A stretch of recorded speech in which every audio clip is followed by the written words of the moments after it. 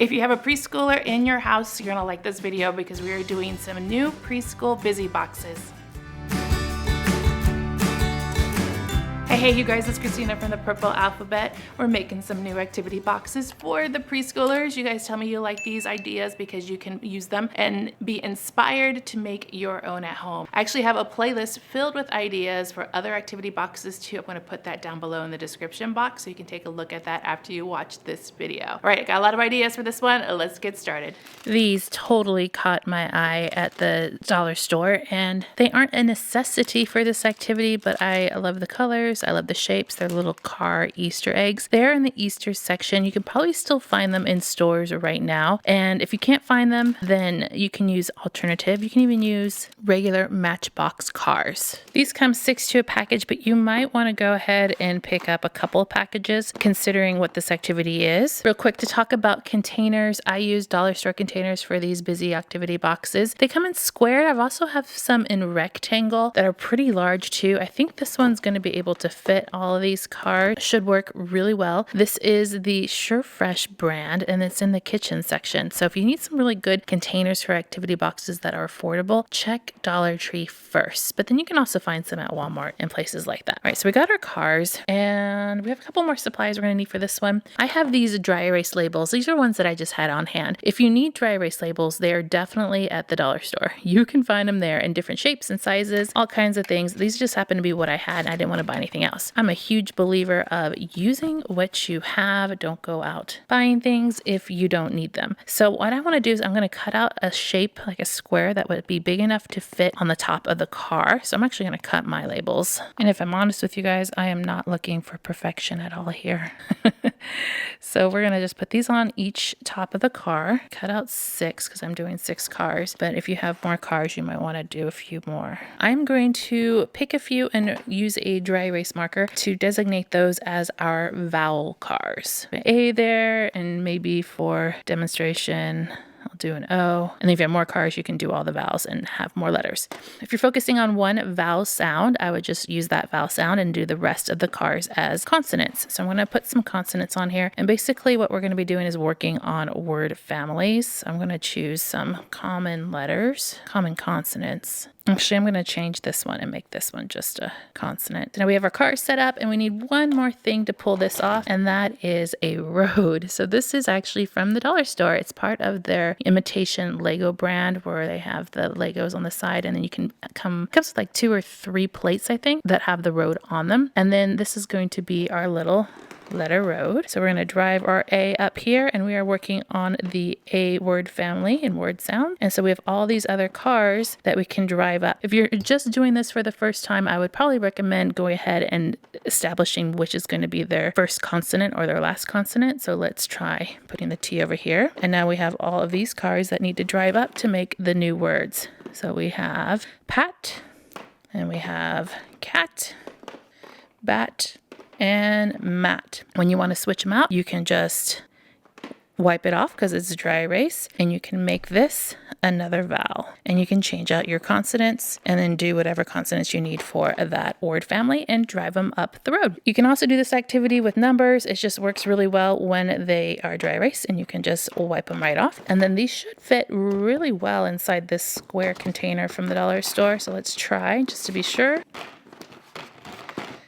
There we go. That works a lot better. There we have an activity box. So you can label these if you're doing days of the week. You can do them just by grouping to know what's inside of them. I do like these containers because they are clear and you can see what is right inside to work on your activity. And when they're ready, they can take the box, take out all the pieces, and get to work. If you do have an older child that knows how to write, you can probably also include the dry erase marker in here, and they can do all the dry erase markings themselves. And now I'm going to have dry erase marker all over my fingers for the rest of this video. Next up, I have some really fun things that Junior Learning sent over for me to check out for this box. And I'm very excited about this because they have outdone themselves. They sent me 2 of these 100 boards. One is the 100 and then the other is 120. They're recommending these for ages 5 and up. They're just a lot of fun. Oh, who doesn't like a fidget that pops? These little bubble poppers are good. And then I have another one here, the bubble boards, 10 frames. And these are recommended for 4 and up. So I have a couple ideas for this to use it in an activity box. Let me just open it up real quick. quick. So these are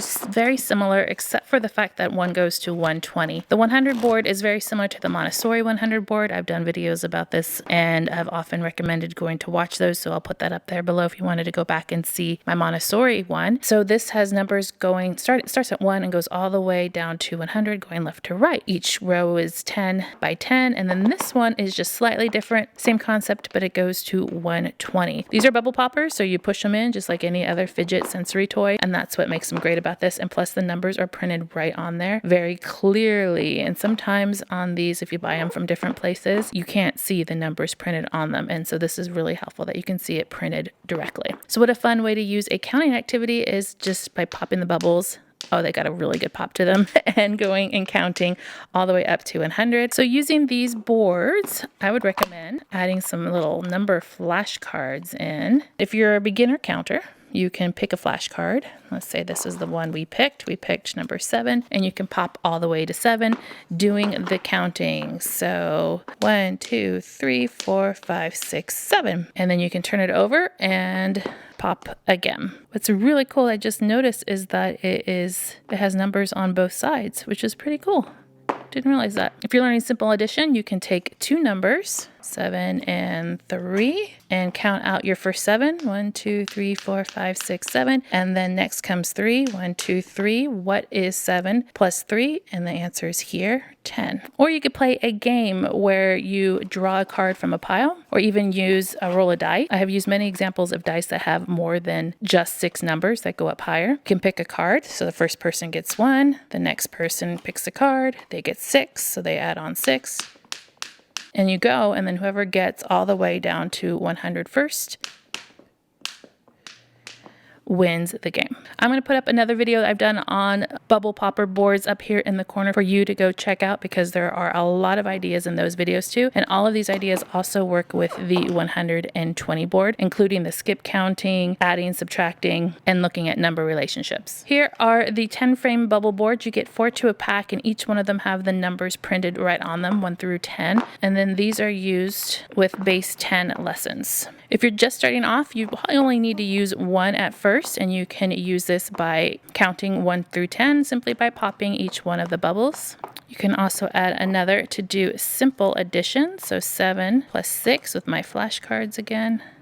So we can pop 7, 3, 4, 5, 6, 7, and we can pop 6. And we can add them together and count to find the answer. We can use these for simple addition where we have 7 plus 2, so we can pop 7, and then we can add 2, and then that equals 9. This works really well with number flashcards or addition flashcards too, not just plain number flashcards. So you can put a math problem like this, and then they can demonstrate it by doing it row by row. So we have 6 up here at the top plus 6 down here at the bottom, and it's just a matter of counting to visually show the answer. Let's see how we fit in here. I think I'm going to do the 10 frames in this activity box with the addition flashcards, and then the 100 board. But you could do the 100 or the 20. This would definitely fit in one of the bigger boxes from Dollar Tree. And then we have our next box. For this next one, I'm actually borrowing a sensory box from my Michaels collection. So these are the Michaels sensory boxes, and I actually had reviewed all of them in a video and talked about what comes in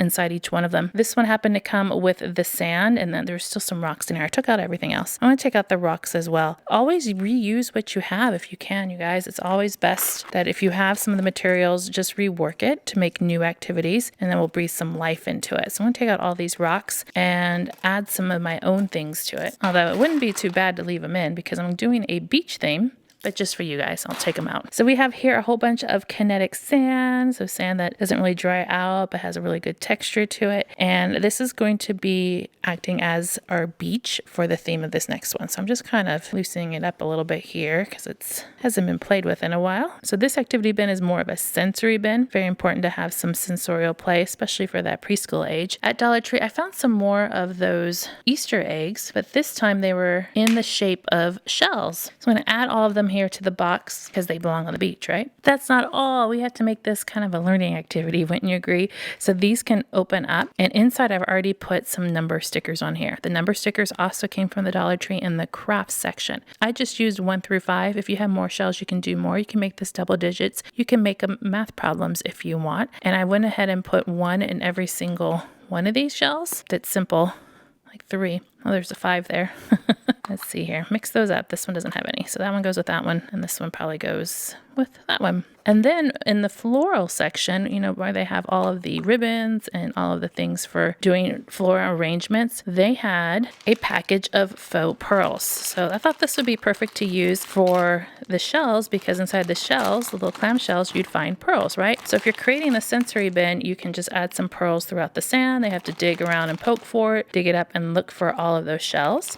And the activity would be to open the shells, look at the number, and put that many shells inside of the container, the little shell, for a counting activity. Very simple, very easy. If it's a math problem, then you can have the answers to the math problem instead of just counting, and you can add as many shells or as many pearls as you wish. If you don't have shells or you can't find the shells, why don't you go ahead and try using the Easter eggs that you have. That will work just as well. All those leftover Easter eggs that you might have from Easter. Tons of Easter eggs in the stores right now. And if you wanted to, you could always add in some tools. I have all kinds of tools in my little toolbox for finding them. Like these would work really well for picking up all of those little pearls out of the sand and putting them in, whoops, I got too many, and putting them in there. So you have a little bit more fine motor work in your activity. So this one is seashell counting. There are even more ideas for activity boxes for your preschoolers. So I'm going to put a video up here on screen for you to check out next. I will see you over there.